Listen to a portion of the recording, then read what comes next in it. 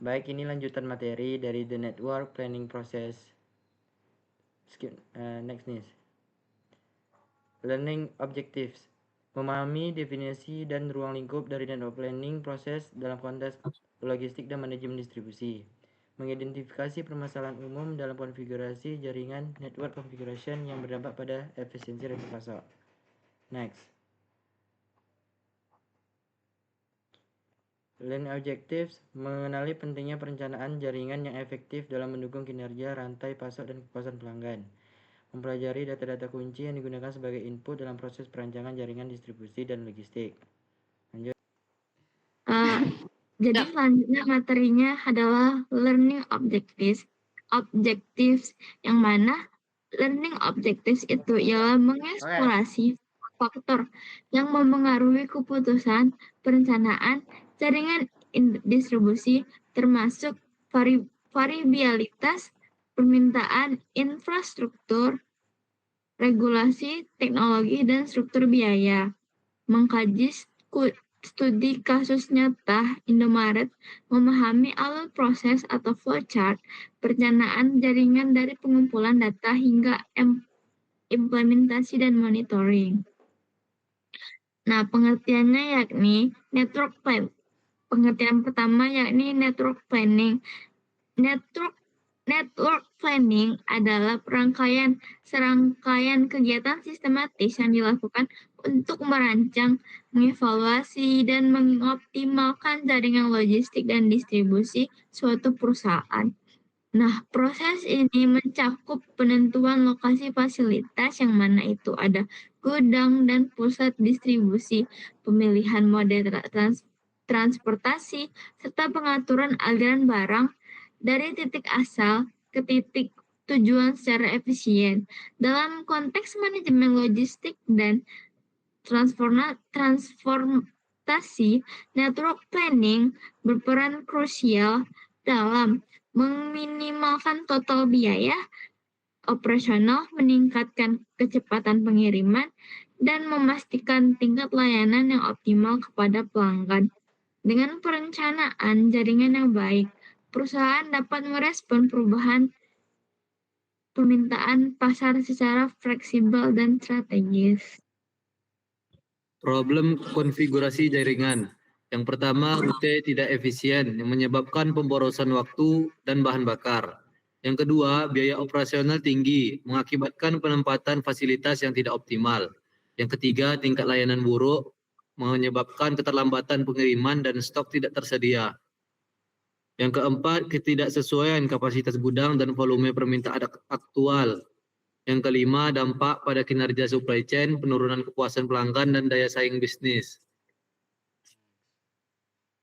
Selanjutnya, pentingnya network planning, meminimalkan biaya operasional melalui optimasi rute dan lokasi fasilitas, sehingga efisiensi rantai pasok meningkat secara signifikan dan berkelanjutan. Meningkatkan kecepatan pengiriman dan layanan pelanggan dengan memastikan produk tersedia di lokasi yang tepat, pada waktu yang tepat, dan dengan biaya yang efisien.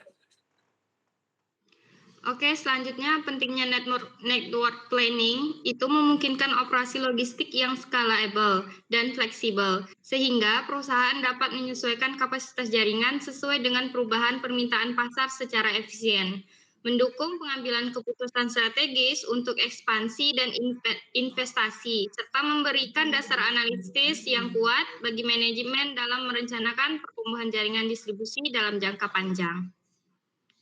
Data yang digunakan. Data yang akurat dan komprehensif merupakan fondasi utama dalam proses perencanaan jaringan logistik. Input data yang tepat memastikan desain jaringan yang efisien, responsif, dan hemat biaya. Selanjutnya ada desain jaringan distribusi. Desain jaringan distribusi itu menentukan bagaimana produk mengalir dari sumber ke pelanggan melalui konfigurasi terpusat, terdesentralisasi atau hybrid, dengan mempertimbangkan penempatan gudang dan mode transportasi yang optimal. Selanjutnya, faktor yang mempengaruhi. Berbagai faktor eksternal dan internal mempengaruhi keputusan dalam perencanaan jaringan logistik. Pemahaman terhadap faktor-faktor ini sangat penting untuk merancang jaringan distribusi yang efisien, responsif, dan berkelanjutan. Studi kasus Indomaret. Tantangan Indomaret menghadapi jaringan distribusi yang kompleks dengan ribuan gerai di seluruh Indonesia, mengakibatkan biaya logistik tinggi dan keterlambatan pengiriman ke toko. Solusi dan hasil melalui optimasi network planning, Indomaret berhasil menekan biaya operasional, meningkatkan efisiensi pengiriman, dan mengoptimalkan penempatan distributor center atau DC secara strategis. Kemudian ada flowchart network planning. Proses perancangan jaringan logistik mengikuti alur sistematis dari pengumpulan data hingga monitoring berkelanjutan untuk memastikan efisiensi dan efektivitas jaringan distribusi. Yang pertama itu ada pengumpulan data, mengumpulkan data permintaan pelanggan, biaya transportasi, lokasi fasilitas, kapasitas gudang, dan target tingkat pelayanan sebagai fondasi perancangan jaringan.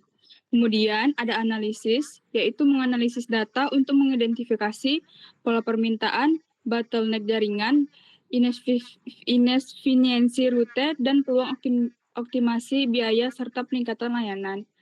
Dan yang ketiga itu ada desain jaringan, yaitu merancang konfigurasi jaringan optimal, penentuan lokasi gudang, pemilihan moda transportasi, dan penentuan jalur distribusi terbaik berdasarkan hasil analisis. Jadi kesimpulannya dari materi ini, perencanaan jaringan yang efektif adalah kunci untuk logistik yang hemat biaya dan responsif terhadap kebutuhan pelanggan. Keputusan berbasis data meningkatkan kualitas desain jaringan distribusi secara signifikan. Contoh nyata seperti Indomaret membuktikan manfaat nyata dari optimasi jaringan logistik. Evaluasi berkelanjutan memastikan jaringan mampu beradaptasi terhadap perubahan permintaan pasar. Investasi dalam network planning dan investasi strategis untuk pertumbuhan bisnis jangka panjang. Baik, mungkin hanya ini yang dapat kami sampaikan. Ada beberapa materi yang telah dijelaskan oleh teman-teman kami. Yang pertama itu ada Hasbi, ada Melva, Nisa, Rezel, Ilham, Noval, Sharon, Stefani, dan saya sendiri. Begitulah materi yang dapat disampaikan. Dan di sini ada referensi yang kami landaskan dalam penyampaian materi pada hari ini. Yang pertama itu berdasarkan pada Balow RH 2004, Business Logistic Management. Kemudian ada Supply Chain Management Person, Bowersock, kemudian ada Ruston, kemudian ada case study yang tadi dijelaskan mengenai Indomaret. Sekian yang dapat kami sampaikan. Apabila ada salah kata dan penyampaian, kami mohon maaf. Kami akhiri dengan semuanya. Assalamualaikum warahmatullahi wabarakatuh.